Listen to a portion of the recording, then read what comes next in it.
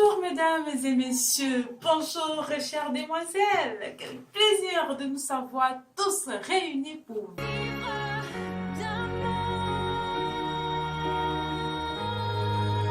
Il paraîtrait que si ceci est le manuel pour vous comprendre, chers messieurs, celui-ci est le premier tome de l'introduction pour nous comprendre les femmes. Quoi qu'il en soit, pour nous qui avons décidé de vivre d'amour, est-ce qu'il est possible d'aimer et se laisser aimer sans comprendre ceci, sans savoir ceci? La femme est une terre fertile. Plantez en elle de la tristesse, rassurez-vous, elle vous en servira en quantité et en qualité, à temps et à contre-temps.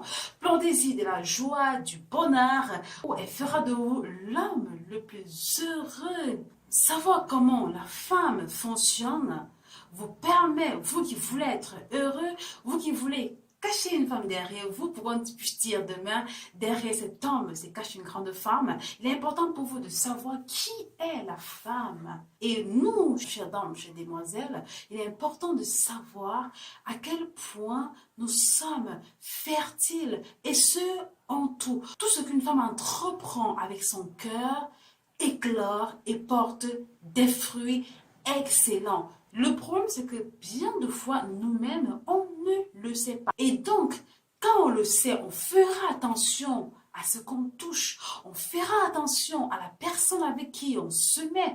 On choisira, on sélectionnera les graines qu'on sème en nous. On sélectionnera ce qu'on embrasse pour faire notre vie. On ne sait pas, chers dames, qui on est. Les problèmes, bien de fois, s'enchaînent dans notre vie. On passe de problème en problème, de plainte en plainte. On a l'impression que le bonheur n'est pas pour nous. On en vient à envier la vie des autres. Tout simplement parce qu'on a ignoré qui est-ce que nous sommes en tant que femmes. Qui êtes-vous, madame? Qui êtes-vous, chère demoiselle? Est-ce que vous savez que vous êtes naturellement dotée de cette capacité qui fait que tout ce que vous entreprenez réussisse? Il faut le savoir. Si vous choisissez, par exemple, d'entretenir une relation, ce qu'on appelle aujourd'hui des unions libres, ne soyez pas surpris que cet homme qui pourtant nous aime n'arrive pas à finir par s'engager et à faire de vous ce que vous voulez qu'il fasse. Vous voulez qu'il vous épouse, mais donnez-lui les moyens pour le faire.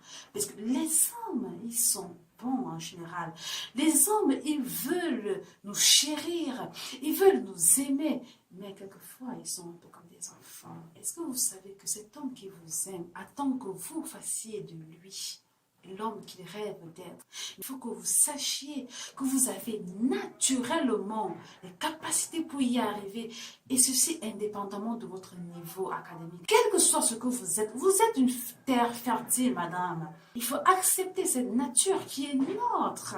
Ça ne veut pas dire qu'on est au-dessus d'une amie ou d'une soeur, mais non, on est toutes les dames comme cela. Et l'ignorer, ça devient un gros danger. Tant bien pour nous que pour notre entourage.